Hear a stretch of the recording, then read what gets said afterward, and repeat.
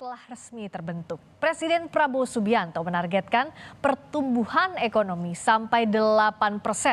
Data dari BPS dan Kompas.com, pertumbuhan ekonomi era Presiden ke-7 Jokowi di triwulan pertama tahun 2019 5,02%, tahun 2020 2,07%, tahun 2021 3,70%, tahun 2022 5,31%, tahun 2023 5,05%, tahun 2024 5,11%. Berdasarkan survei Litbang Kompas pada 4 hingga 10 September 2024, tingkat keyakinan publik pada pemerintahan Prabowo Gibran untuk meningkatkan ekonomi 72,6% responden yakin, 20% tidak yakin, dan 7,4% tidak tahu.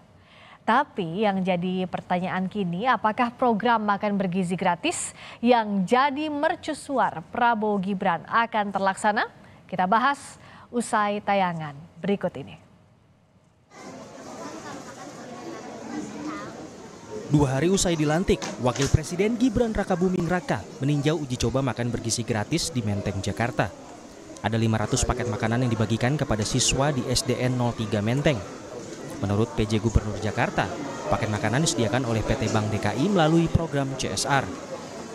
Hari ini ada sebanyak 500 siswa dan tenaga pendidik menerima makan siang bergizi gratis yang disediakan oleh Catering Jakarta Kosindo dengan harga paket 23.000 per paket. Dan kami terima kasih juga kepada PT Bank DKI atas dukungan CSR-nya yang diberikan untuk mensukseskan program makan bergizi gratis. Menu makanan yang dibagikan pada uji coba di SDN Menteng adalah nasi putih, daging ayam, telur dadar, sayur capcay, buah, dan susu. Harga per porsi diklaim sebesar Rp23.000. Program makan bergizi gratis menjadi upaya Prabowo Gibran memperbaiki kualitas sumber daya manusia. Dalam pidato perdana usai dilantik sebagai presiden, Prabowo menegaskan kembali komitmennya memastikan anak-anak Indonesia makan makanan bergizi.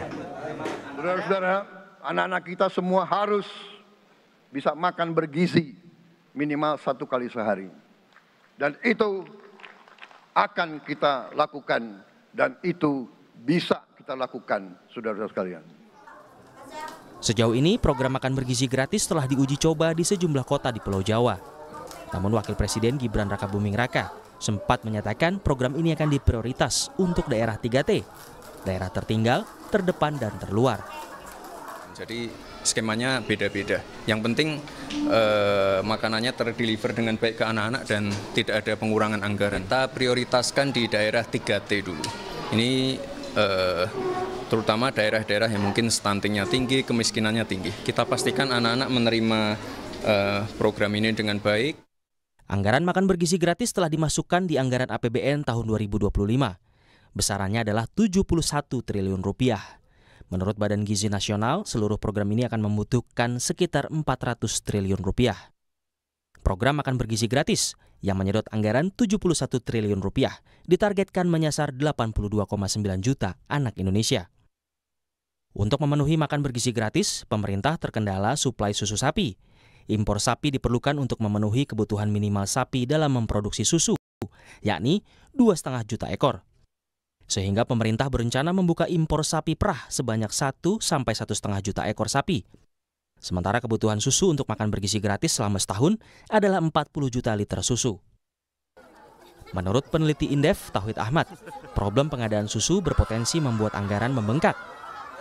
Betul. Saya kira karena ini kan melibatkan banyak sektor ya, petani, UMKM. Nelayan termasuk juga mungkin termasuk nelayan begitu. Tapi memang tentu saja tidak semua bisa disediakan begitu ya. Kalau saya melihat ini yang belum terjawab bagaimana misalnya pengadaan susu ya, karena kan paketnya termasuk susu, sementara kita 85% masih impor begitu ya.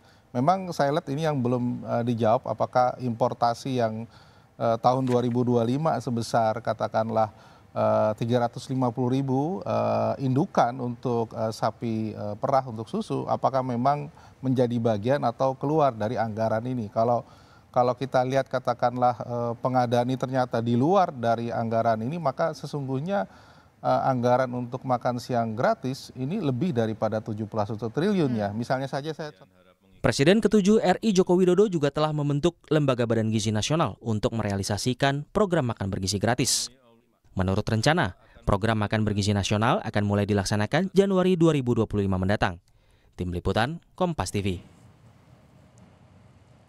Program makan bergizi gratis jadi salah satu strategi pemerintahan Prabowo Gibran meningkatkan kualitas sumber daya manusia Indonesia. Kini setelah pemerintahan baru resmi dilantik, bagaimana implementasi dari makan bergizi gratis? Kita akan bahas bersama dengan peneliti dari Institute for Development of Economics and Finance (INDEF), M. Fadil Hasan. Kami juga sudah mengundang perwakilan pemerintah namun belum dapat hadir di Sapa Indonesia malam hari ini. Selamat malam, Pak Fadil. Ya, selamat malam Mbak Priska. Selamat malam. Nah, bicara soal makan bergizi gratis ini sudah diuji cobakan sejak beberapa bulan lalu. Kalau secara anggaran 71 triliun ini harus dimulai dari mana? Ya kan anggaran 71 triliun itu telah disahkan lewat APBN tahun 2025 ya pada bulan Oktober. Jadi saya kira kalau dari sisi anggaran sudah tersedia lah gitu kan, sudah dianggarkan, sudah dialokasikan untuk program makan gizi gratis ini. Jadi kalau dari situ tidak ada persoalan dari sisi alokasi anggaran gitu. Tetapi memang kalau misalnya keperluan untuk makan gizi gratis ini adalah ada tambahannya seperti tadi disampaikan adalah importasi sapi perah ya, itu sebesar 1, sampai 1,5 juta ekor itu. Apakah itu sudah masuk ke dalam anggaran yang 71 triliun itu? Saya kira itu menjadi pertanyaan. Kalau belum, memang harus ditambahkan gitu. Nah, penambahan ini saya kira memang belum ada dialokasikan di dalam yang 71 dalam APBN 2025 itu. Tapi kalau misalnya itu sudah termasuk ya memang tidak ada masalah gitu. Kalau yang dialokasikan dari 71T itu Pak Fadil, ini kan harus berjalan targetnya Januari 2025. Ya 3 bulan lagi lah dari secara waktu. Kalau bicara soal prioritas, apakah kalau dari bayangan kita, karena kita juga tentu menunggu bagaimana dari pemerintah, dari mana dulu dimulainya ya program ini. Tapi apakah dengan anggaran 71T tidak bisa langsung serentak semua, tapi bertahap di sejumlah daerah tertentu? Iya, saya kira kalau misalnya kita berbicara program secara keseluruhan kan tadi disebutkan memerlukan anggaran 400 triliun rupiah ya. Untuk keperluan 82 juta plus ibu hamil dan seterusnya itu. Nah, kalau saran saya itu sebaiknya program ini yang akan dilaksanakan misalnya pada bulan Januari 2025 itu dimulai dari daerah-daerah yang mudah terlebih dahulu. Jadi semacam ada eksperimentasi gitu ya, pilot project begitu.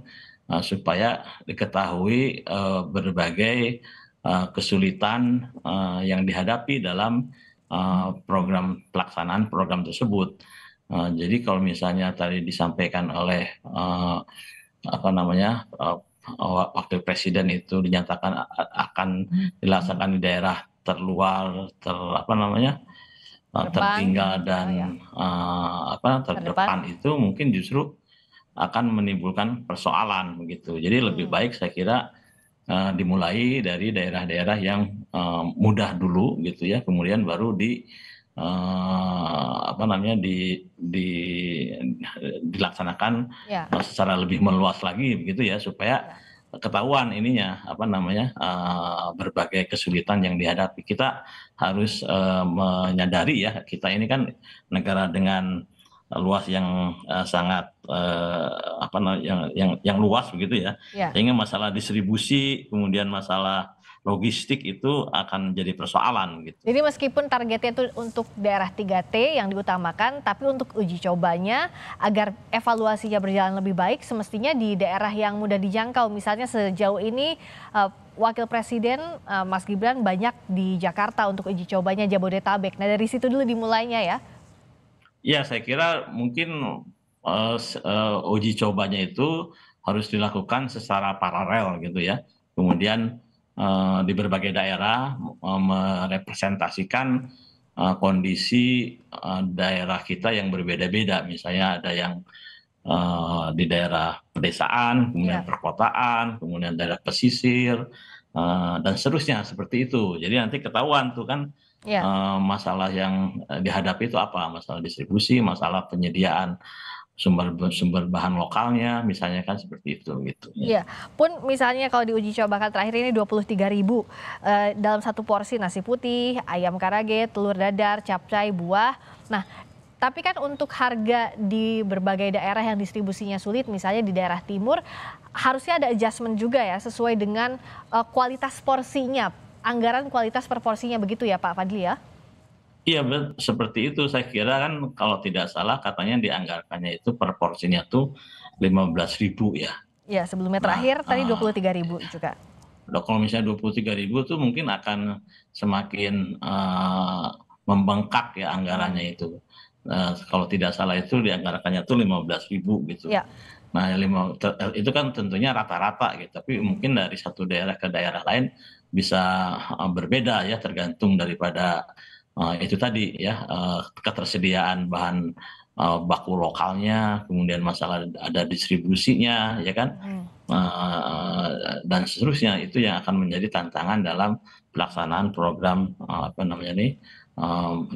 makan gizi gratis ini, bergizi gratis ini gitu ya kan. Kalau dari amatannya Indef, program makan bergizi gratis semacam ini kan ada juga di Tiongkok misalnya dan beberapa negara yang sudah lebih dulu. Apa yang jadi lesson learned untuk Indonesia dengan luas wilayah yang luas, juga dengan penduduk yang juga lebih banyak begitu? Ya, sebenarnya program ini kan sudah banyak dilaksanakan oleh berbagai negara ya. Ya, di negara-negara yang sudah maju itu kan tiap anak sekolah itu ya kan diberikan makanan siang ya di sekolahnya masing-masing. Kemudian juga di negara-negara lain seperti di India saya kira, dan ya banyak yang sudah melakukan program tersebut, dan saya kira dampaknya memang positif gitu ya bagi anak-anak itu sendiri gitu ya. Nah, saya kira ini bukan sesuatu yang unik gitu ya, yang khas Indonesia, tapi saya kira Indonesia termasuk terlambat lah dalam melaksanakan program ini. Tapi persoalannya kan yang kita hadapi itu adalah dari sisi ketersediaan anggaran, ya kan? Karena kalau misalnya dilaksanakan secara keseluruhan kan tadi memerlukan anggaran sebesar 400 triliun, ya kan? Nah, apakah kemudian ruang fiskal kita itu cukup untuk bisa mengalokasikan anggaran sebesar itu? Kemudian yang kedua adalah dalam pelaksanaannya itu tentunya itu akan pertama-tama tentunya itu akan menghadapi berbagai persoalan, terutama dari sisi itu tadi, misalnya kalau susunya itu tidak tersedia maka harus impor. Kemudian bagaimana importasinya itu seperti apa gitu kan, apakah sementara kan kita selama ini sangat tergantung gitu ya, impor susu itu. Nah, skemanya seperti apa. Kemudian yang kedua adalah masalah ketersediaan bahan bakunya itu di lokal. Jadi apakah nanti kemudian masing-masing daerah itu akan melakukan secara tersendiri gitu, ataukah itu merupakan program yang dilaksanakan secara terpusat ya, dilaksanakan oleh pemerintah pusat gitu, kemudian daerah hanya melaksanakan saja. Nanti juga ada timbul masalah-masalah terkait dengan hal tersebut. Kemudian yang ketiga adalah masalah distribusinya, distribusi logistiknya gitu kan, negara luas gitu. Nah, kemudian bagaimana caranya memastikan gitu program ini bisa berjalan secara serentak gitu ya di seluruh seantero negeri ini gitu. Jadi saya kira tapi kalau dari sisi dampaknya saya kira itu akan positif ya. Kemudian juga baik makro maupun mikro ya, dampak terhadap perekonomian, kemudian dampak terhadap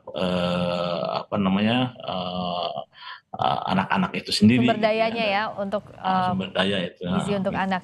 Jadi programnya baik tapi eksekusinya juga harus baik kalau dibandingkan dengan Tiongkok. Ya, Memang eksekusinya yang saya itu yang kira harus akan baik. menghadapi persoalan. Ya, itu yang harus dimatangkan betul dibandingkan dengan Tiongkok. Penduduknya 1 miliar lebih, tapi kan Indonesia juga ini baru proyek pertama, jadi harus betul-betul skemanya agar tujuannya bisa berjalan baik, bisa diterima juga oleh anak-anak Indonesia dan juga ibu hamil dengan sesuai dengan apa yang diinginkan Pak Prabowo dengan Pak Gibran agar pengembangan sumber daya manusia ini bisa dimulai dari gizi yang baik juga. Terima kasih Pak Fadil, M. Fadil Hasan.